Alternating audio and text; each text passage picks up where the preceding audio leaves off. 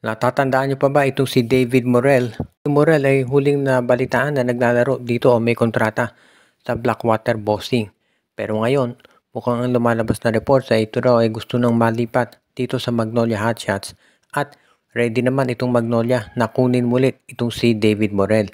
Para do sa mga hindi na nakakaalala, itong si Morel ay binitawan nitong si dating Magnolia coach Chito Victolero at kinuha ng Barangay Ginebra kung saan naglaro siya pang samantala. Pero ngayon ay nandun na sa Blackwater Bossing pero ayon doon sa mga reports ay gusto na raw itong kunin ngayon nitong si Coach L.A. Tenorio. Kaya yan ang aabangan natin kung sakasakali na matuloy talaga ito. Magiging magandang addition itong si David Morel para dito sa Magnolia Hotshots kung sakasakali.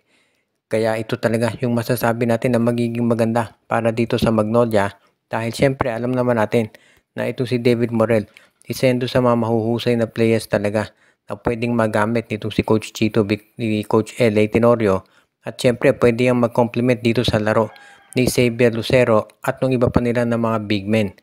Posible rin na gamitin bilang isang defensive stopper itong si David Morel kaya magiging mas flexible yung rotation nitong si Coach L.A. Tenorio kapag nakuha nila ang nabanggit na player. Dahil hindi naman ito masyadong ginagamit sa Blackwater Bossing, pwedeng-pwede na kahit second round draft pick lang ang ibigay ng Magnolia ay sasapat na para dito kay Morel. Kaya sigurado na magiging isa to dun sa mga deals o mga trades ng Magnolia na siguro sa tingin ng tao hindi magiging malaki.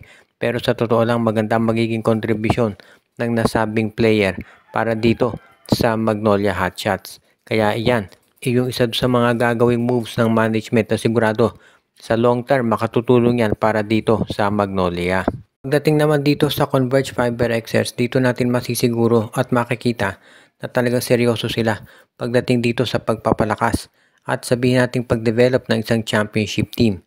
Dahil sa ngayon, ayon dito sa mga lumalabas na balita, ito raw Converge Fiber XS talaga ay magiging sabihin natin seryoso dito sa pagdagdag ng mga bench players nila para sumuporta dito sa kanilang mga starters.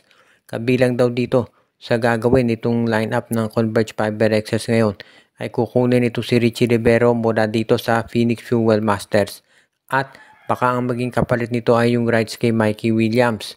Posible rin daw na kunin na itong Converge Fiber XS itong si Felix Lemeti mula naman dito sa Raynor Shine Elasto Painters para magkaroon sila ng additional na mga guards.